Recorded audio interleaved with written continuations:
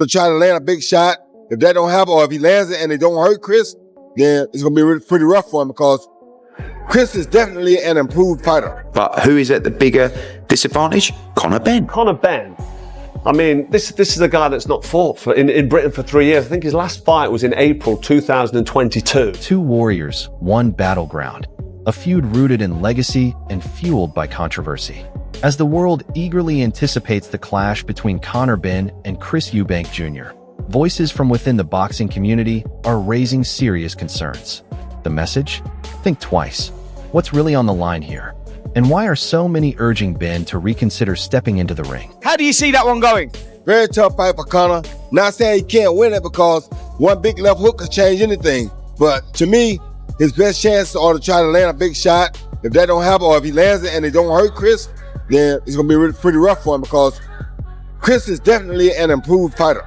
You understand me? And like, even the stuff he's doing now, he's going to continue to get better. But I think when he came down there with me for that year, it improved his foundation. You understand me? So it made him a better fighter. So he's going to be hard to beat for anybody, especially a guy that's smaller than him. But we saw Liam Smith pull out the upset that one time. So I know that gave Ben much more hope that he could probably do the same. So it's going to be a great fight. Both fighters are great fighters. I love both of them. I think Chris is a little bigger and has the advantage because he's bigger, but it's going to be a great fight. Stick around as we break down the high-stakes drama behind this headline-grabbing showdown. The Benn vs. Eubank Jr. bout is far from your average fight. It's a collision of family pride, fierce personas, and unrelenting ambition. But beyond the spotlight and hype, there's a growing unease. Some insiders are asking, is Conor Benn stepping into something far more dangerous than he realizes? Won a winner, he failed. And that's not something that happened to his dad. His dad had, countless world title level fights. There's still time for Conor Benn to fulfill his dad's legacy. I think Eubank Jr. is the one with actually the more pressure here in this fight for that reason, because your dad officially, even though one of them was a dodgy decision in the draw, a lot of people thought that the draw between the two dads should have gone to Nigel. He's a win and a draw in this. If you then go in that fight and lose, that's actually a bad mark on the Eubank name, and that now that Benn are at least level, if not in a lot of people's eyes, 2-1 winning. Whereas if Conor Benn loses, well, my dad lost before to a Eubank. It's not the end of the fucking world. There's more pressure on Eubank, yeah, and he's actually adding a lot of pressure on himself in the way he's talking, which I kind of... To truly grasp the weight of this matchup, we need to rewind over 30 years. It all began when their fathers, Chris Eubank Sr. and Nigel Benn, sparked one of the most intense rivalries in British boxing history. Their unforgettable bouts in 1990 and 1993 had fans on the edge of their seats, with Eubank Sr. taking the first victory and the rematch ending in a gripping draw. Now, decades later, the next generation, Chris Eubank Jr. and Conor Benn, are set to reignite the family feud in the ring. Not sure what the genuine beef is with Conor Benn and Chris Eubank. I know they've got the history, like I mentioned, the father's name. Chris Eubank seemed quite chilled and quite happy and smiley. But every time Conor Benn comes into close proximity with Chris Eubank Jr., he turns into a roadman killer, doesn't he? He's got serious beef. Every time he gets in his face, he puts it on him. Says he don't like him, he even hates him. He wants to smash his head in. I'm like, is this just selling the fight, or is this genuine neither? And if it is genuine neither, what's it for? Is it why you got so much beef? Is it just because of the family name? Conor Benn could do with winning this because he's 28 years old, and moving forward, he's got a potential bright future ahead of him. Chris Eubank Jr. wins this fight.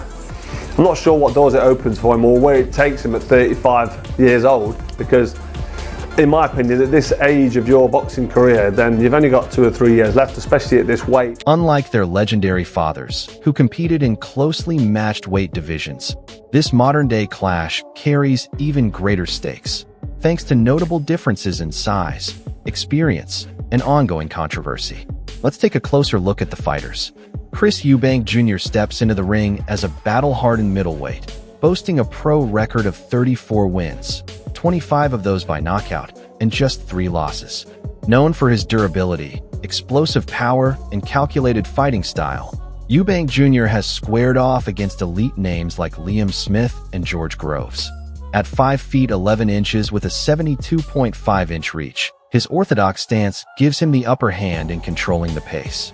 His sharp jab often paves the way for fierce combination attacks that leave little room for his opponents to recover. When Kell Brook went up to fight Gennady Golovkin at middleweight, guess what? There was a hydration clause with the IBF, and Gennady Golovkin makes it absolutely easily, as will Chris Eubank. But it's just, that's our job. And no need to moan about it. If you didn't want to do it, you didn't have to have it in there. But they know it's not a big deal. But who is at the bigger disadvantage? Conor Benn, coming up 2 divisions. And Chris Eubank just weighs in what he always weighs in. That whole, they're stripping him down to 160. It's his fucking weight. I don't understand. Stop listening to Simon Jordan. On the flip side, Conor Benn enters the ring with an unblemished record. 23 wins, 14 of them by knockout, and 0 defeats. Standing at 5 feet 8 inches with a 68-inch reach, Benn has carved out a reputation in the welterweight division with his aggressive, high-pressure style. His speed and tenacity often allow him to break through defenses with rapid-fire flurries, overwhelming opponents before they can find their footing. But the size difference is hard to ignore. As Benn makes the leap up 2 weight classes, many are questioning whether he can withstand the raw power of a seasoned middleweight like Eubank Jr. "I don't think Eubank respects Benn's power, and that worries me," said one analyst. "Benn fights like a brawler, just like his father. He'll come at you hard, but this kind of move is a gamble. It could blow up in his face." Boxing veteran Carl Froch also weighed in. "Benn's got heart, no question. But at middleweight, he's untested. He hasn't been in the ring with the kind of elite fighters Eubank's faced." The Chris Eubank Jr. Conor Benn fight does absolutely nothing for me. Really? Yeah, Chris Eubank Jr. lost to George Groves, he lost to Billy Joe Saunders, he doesn't box, he boxes once a year. He looked terrible in his last fight. He was slow with his jab, he was leaving his chin in the air, his balance looks like it's gone. He's 36 years old, talking about fighting Canelo Alvarez and taking on all these top, he was talking about Triple G for a while, who's now gone 40 and retired. Conor Benn, what's Conor Benn done? Not a lot, to be fair. He beat Chris Algieri and failed, he's failed that drugs test. We're not seeing him do anything. He's fought nobody, he's not developed. He's not developed, he's done nothing. So for Conor Benn to jump in there with Chris Eubank Jr., the only reason that fight would be close is because they're probably going to drain Eubank down to 160, a middleweight, and then but Conor Benn's having to come up from 147. So gap there. It's not an exciting fight. It don't prove anything, and there's no marble. Renowned boxing trainer and analyst Teddy Atlas also weighed in on the matchup, emphasizing that Eubank Jr.'s edge lies in his discipline and ring experience. According to Atlas, the combination of Eubank's composure and the high-caliber opponents he's already faced puts him a step ahead of Benn, particularly given Benn's jump in weight and lack of exposure to elite competition at this level. An interesting fight. You can make I like parts of each guy. I like the ability of Eubanks when he's right. When his focus is there, when he's right, to be able to do things in a boxing way on the outside. And I love Benn's style and his approach. I do, where being aggressive in a responsible way. In a way a fighter should be, with paying attention to doing it with defense and responsibility of defense, and just proper way to engage somebody, but the consistent offense, looking to engage. I think it's an interesting, and again, the thing that the flowers that come with it is the interest of the fans. So why are so many experts urging, don't do it? It all comes down to a high-stakes game of risk versus reward. For Conor Benn, a loss could shatter his perfect record and seriously disrupt his upward momentum in the sport. On the other hand, while Chris Eubank Jr. has his own set of challenges, including the question of whether age is starting to catch up, he enters the bout as the clear favorite, thanks to his size and experience. Eubank Jr. is expected to play it smart, using his reach to maintain distance, picking his shots, and looking for counter-punching opportunities. His track record in longer fights may prove crucial if the bout stretches into the later rounds. Benn, meanwhile, will need to close the gap fast. His best shot lies in smothering Eubank with constant pressure, breaking down his defenses with body shots and sustained combos, aiming to wear him down before Eubank can establish his rhythm. With April 26th drawing closer, fans remain split. Is this the dawn of a new chapter in the Benn legacy, or a risky leap too far? Too soon? Sure. By the way, that was interesting. Eubank Benn, that's a fight you want to see, no? That is a fight I want to see. Good fight, isn't it? For sure, it is a good fight. Big fight as well, like stadium, packed out. Are we saying stadium? I think so. I think Think it he'll does. do well? Yeah. I think Wembley, Tottenham, Cardiff. Tottenham. Tottenham, yeah? 60,000. That'll work out well. Yeah, I think Wembley might just be pushing it just a little bit. I think they can do only it. a few certain men can do Wembley. Boxing's on the big stage. Agreed. Look at this.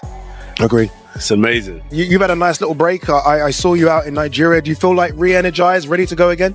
You know I do. I know you do. You know I do. Yeah. But more so after my last fight, I took some time out. I let my body heal, which I'm still working on now. And I declined some business opportunities so I can focus on the sport, which takes off mental pressure, not just physical stuff. So I let my body heal physically. And then the mental aspect, I've obviously declined some things that are draining mentally. And I went away with family, which is always good. And we're back again, ready for... Will Conor Benn silence the critics with a stunning upset? Or will Chris Eubank Jr. solidify his legacy and take full control of this long-standing rivalry? One thing's for sure, this is a fight that will be remembered for years to come. If you enjoyed this deep dive into one of boxing's most heated matchups, make sure to hit that like button and subscribe for more exclusive boxing content. And don't forget to drop your predictions in the comments. Who do you think walks out of the ring victorious?